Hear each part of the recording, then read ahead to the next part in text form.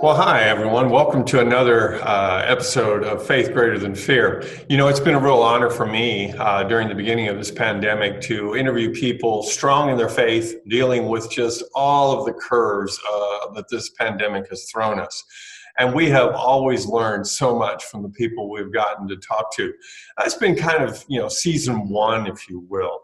We've kind of pivoted. We're having into season two where, lockdowns are beginning to ease up. Quarantines are slowing down. People are back to work, or at least starting, and they're actually going back to worship services. Life is trying to become a new normal. But there's lots of journeys still to deal with. And so for the next season, I'm going to invite a colleague of mine, Nathaniel Dunn, who's going to continue to work with me in doing these interviews between people here in our context in the USA. But as a GNPI ministry that's global, we have a lot of international voices, and we've got one of them today. And Nathaniel is going to help us get those voices heard in future episodes as well. So Nathaniel, welcome. Thank you, Mike. It's great to be part of Faith Greater Than Fear, and I'm really blessed in my job to be able to speak to so many people from so many different places, and we think you all really enjoy our guest today, Dennis Okoth.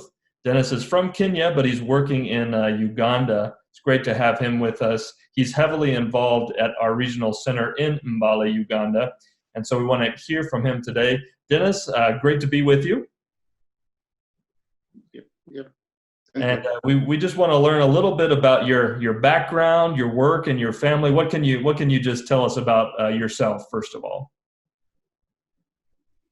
Well, I have so many things to say about myself, but for this, I'm a Christian. I relocated from Kenya to Uganda 13 years ago with my wife, Mary, and we have been serving the church here in Mbale.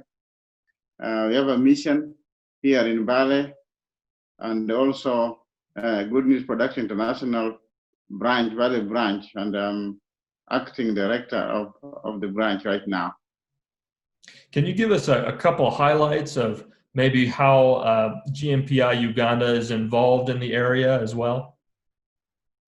Yeah, GNPI is a ministry tool trying to celebrate global evangelism through media. That's GNPI motto always. And we are interacting with the communities in various ways, and more so the churches that we have on the ground here. We reach them with the gospel in various ways, especially through our solar kits and some of the scripts that have been written, are downloaded. And probably we also show videos in remote areas, and people give their lives to Christ through those. Just a little bit of context for you all at home. A solar kit ministry, which is a very big part of what Uganda does, are just like it sounds, a solar projector kit that they're able to take to very remote regions and show things like the Jesus film, the global gospel from GNPI, and other content that we produce. And they see some great results from that ministry that we're always excited to hear more about. Now, our host, Mike, that's hosted many of these episodes, is well acquainted with Dennis, so he's also going to stay a part of this conversation. I'll toss it over to Mike. Yeah, Dennis, I would think our viewers would like to know, how is life for you and Mary and in general in Uganda with the COVID virus and the pandemic? What did the government do and force citizens to do, and where and how is life happening right now? Well, in Uganda, it came a little bit differently because when the announcement all over the world that there's a pandemic going around the world, and cases were detected in Kenya, and then Uganda got its first case through the airport, they quickly closed the borders. I mean, that was probably one of the best things that happened here in Uganda. It's a landlocked country, so closing all its borders has really helped over the months. And so there has not been any recorded death in Uganda, just because of that quick action that the government of Uganda took to close the borders from any person accessing and coming in. The only situations that has kept on bugging them are these lorry and truck drivers that come to bring merchandise, and they can't stop those who are, because people need food, and the things kept on being faring. But are these lorry drivers and truck drivers that have been bringing in the virus. Yet I think they have contained it very well. The lockdown has affected a lot of people because it was almost like total lockdown. I mean, they grounded all the public transportation and private transportation, and the people were restricted. All jobs were closed down. Even markets were closed down, and this helped people to remain in their homes.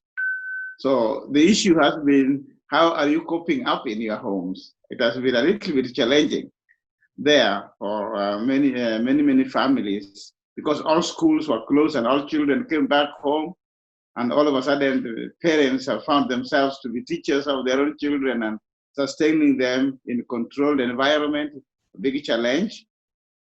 Families that never used to be together as much are now forced to be together. People are spending more time with each other.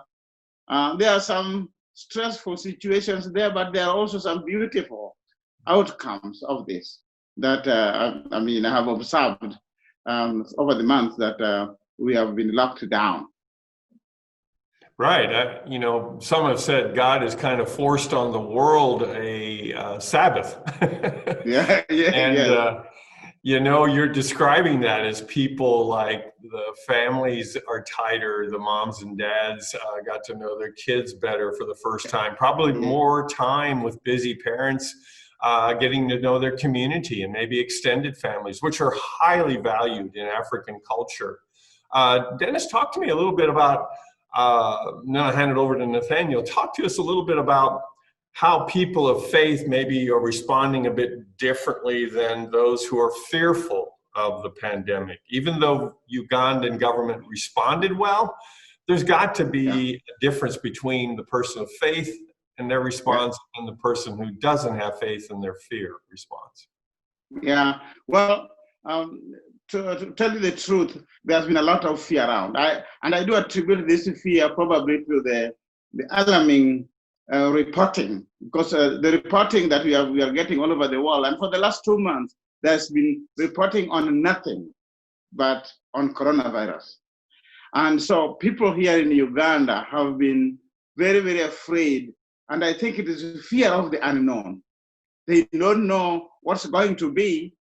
People are not dying, yet you can hear people talk about maybe next month people will start dying, maybe, and so that postponement has given people a lot of anxiety. And I do want to also say that as much as fear is reigning very high, those of us who are people of faith, we have the knowledge and the understanding that our loving God is in control. And so that has given us a lot of confidence in ministering to people in a different way. And I do think that now we are ministering in different ways. People are no longer going to churches. And so we have encouraged members, our church leaders and all those churches that we work with in the village to do the best they can to minister to people in their families. And so we have encouraged family devotions, family Bible studies through DBS, Discovery Bible Studies, that we had trained our local leaders on how to use, and those have become very, very useful tools at this particular time in reaching to people, neighbors, and families. And so I think this pandemic has given us a new dimension of approaching the way we can serve God. People are no longer looking at God as someone who is just out there in the church building. God has been brought home. People have God now in home. They are now worshiping God in home. They're now facing the reality that is my God, not our God out there.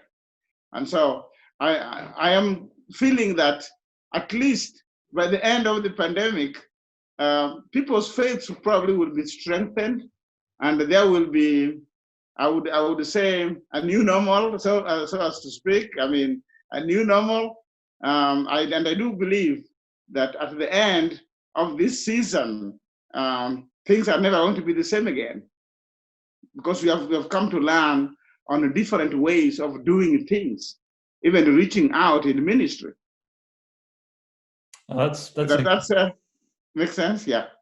Yeah, that's encouraging to hear. I think especially for us here in the States, we can get online and watch an online service, but that may not be an option to many people in your area. So that the fact that they're still able to worship at home as a family unit and grow in that, I think is a wonderful, wonderful thing. How are you able to stay connected with other ministers, other pastors? What's the best tool that you can use now to do that, or is it just very hard? Well, I do think that we have come to the realization, and I do want to congratulate GNPI, because GNPI has become more real to us in its ministry because of the use of technology. People are very anxious. Technology has proved to be a very much integral part of our lives. The only way we are reaching each other, even neighbors, is through phones. And those with the smartphones are downloading everything that is giving them information. And so I would say that we are finding new strategies and ways of doing ministry.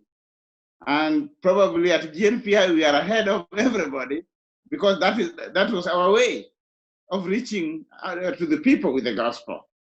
And so what we are doing right now is using that as much as possible to make people get to connect with God, to connect with each other.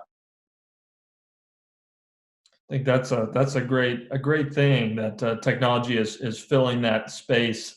And I know you've talked to us how essential the phones have been to connect to person, and other things that the center there is creating, like these VBS videos. Just hoping that that's of great use to families. Just looking forward, last question that I have. Looking forward, what seems to be the course for the country at this time? When do you expect things to open up more? Is that coming soon, or is that going to take some time? Yeah, the good thing about the Ugandan president, he keeps on updating people, keeps on coming on screen every 2 weeks or so, and updates people on what's going on. Just 2 days ago, he came on and he gave us a guideline and said that probably beginning on the 2nd, people will be allowed to go back to some normal, like those school candidates will be allowed to go back. Probably only the top classes, university colleges, high schools, and those who are doing final years are going to be allowed to go back. Shops are going to open, and say that by that time he expects that each and every person will be having a mask, and so there's no going out without a mask. And so beginning 2nd, people will go, shops will open and people will go back to their work. He's saying that even public transportation vehicles, he said that on 26th, we are very expectant, probably this coming Tuesday, we are going to be allowed to get back on the road, and probably that's when we can now reach our offices and even reach out to do ministry. So there is some kind of opening taking place here in Uganda. Well, I hope you've enjoyed, like I have, to co-share this with Nathaniel and the interview with our good friend Dennis. Dennis and I have known one another for over 30 years, and he has paid a very serious price for his followership of Jesus, and that's a story for another day.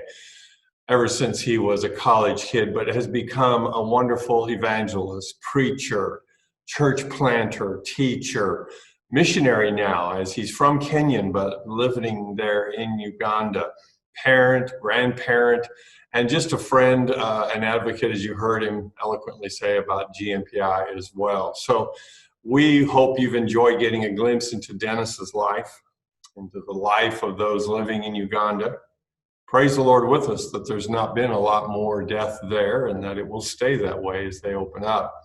And so we hope that if you've enjoyed this episode, that you'll share it with people on social media, whatever channels you have, and that it can be a blessing to other people as well. So until next time, stay tuned as we share more stories of people whose faith is greater than fear. Thank you. Thank you, Dennis. Yeah, thank you.